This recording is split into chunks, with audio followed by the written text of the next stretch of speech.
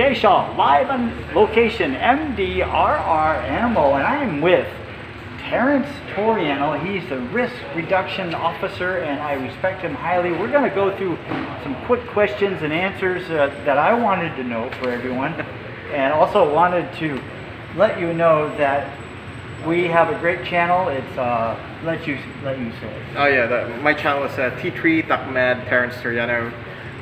Yeah, just type Terence Toriano. You'll find a channel. It's all about disaster management and some stuff. But go to Jay Shaw first. No, just joking. That's okay. Yeah, the important thing is that we stick together and we work as a team to help save lives. And your motto here is we save lives. That's basically our motto, and that's the basic tenet for disaster management. So in the Philippines, disaster management handles a lot. Well, it handles a lot of avenues. It included emergency medical service.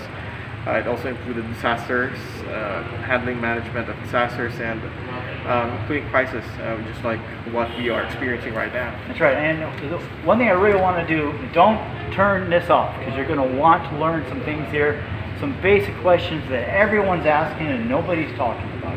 First of all, I just want to say, before we get into questions, is you're like the glue that holds everything together.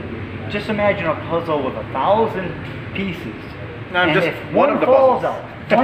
One piece of the puzzle falls off, the whole puzzle crashes to the ground.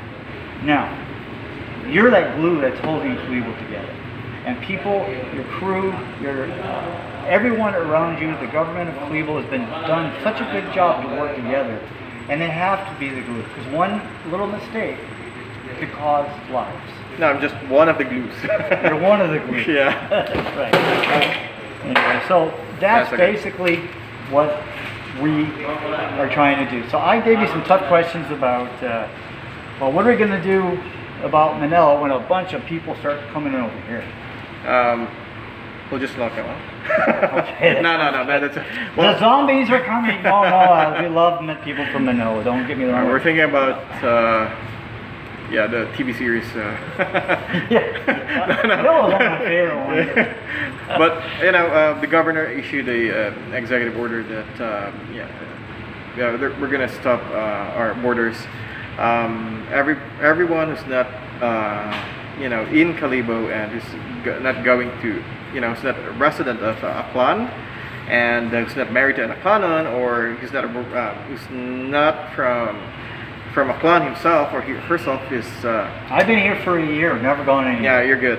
You're actually good. You've been those guys who have been here for quite a while. So, like you and our Japanese volunteers, you're one of the exceptions because you're married to a Filipino. But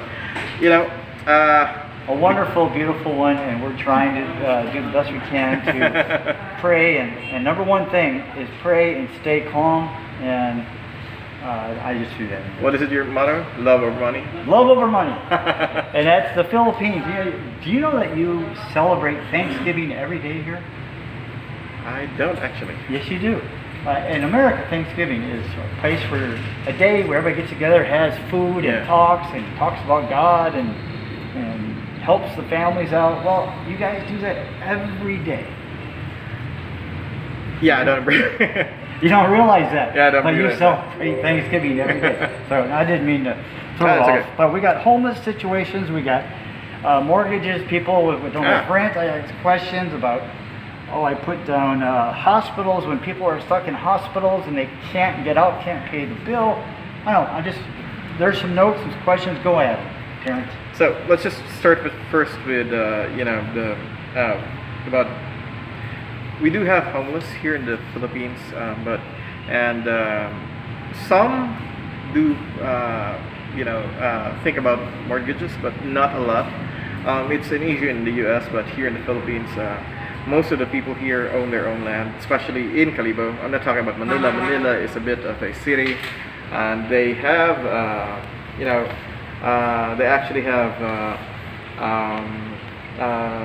some form of problems in housing, but in Kalibo, most own their land if they don't have. People need to pay their mortgages. So this is a two-sided street right here.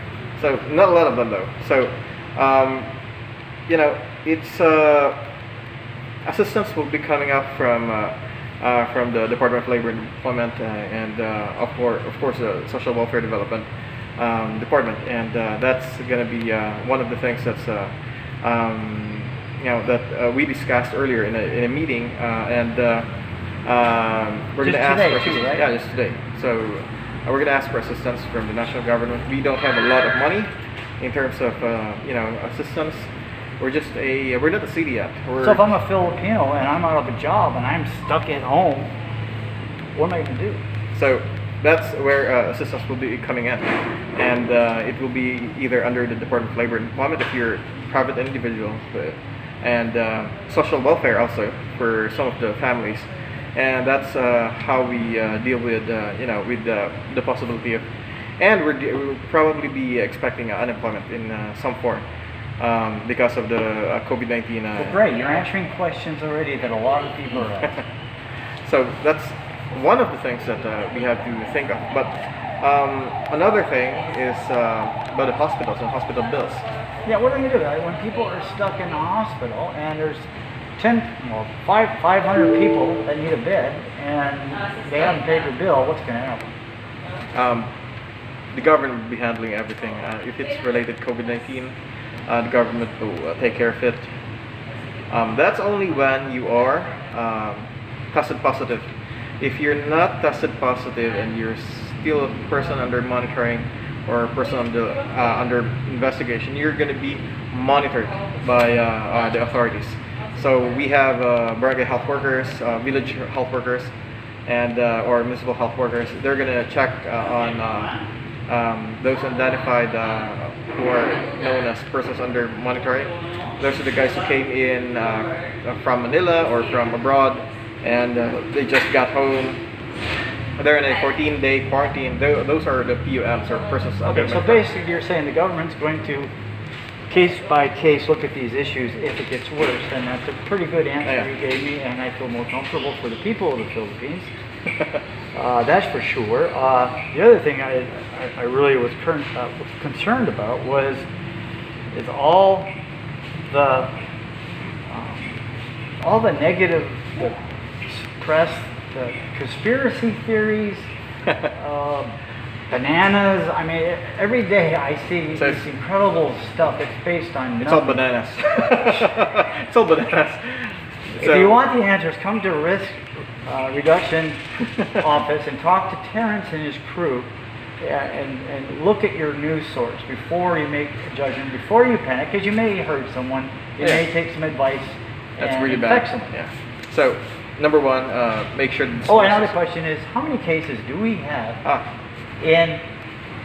right now in Calibo that are infected? I was going to start off with that. Sorry, that's we have 0. Okay, good job. We have 0 cases, but we are monitoring about 62 patients. 62. Yeah, persons under Do monitoring. you think there's going to be 2 or 3? I don't think so. Those people who are PUMs are just people who are asymptomatic. They don't have signs or the symptoms, and most of them are just it's just because they came from another country or they came from Manila, and those are the ones we are monitoring, and they're under quarantine, strict quarantine for 14 days. So after the 14-day quarantine period, they can, if we certify them that they're good to go around, then they're good to go around. So you're praying. Yeah. Praying works. But we are also conducting a day-to-day monitoring. Our health workers are doing that at least once or twice a day for each of those persons. So 62, we have 62 ready. So each of them are being monitored. Okay.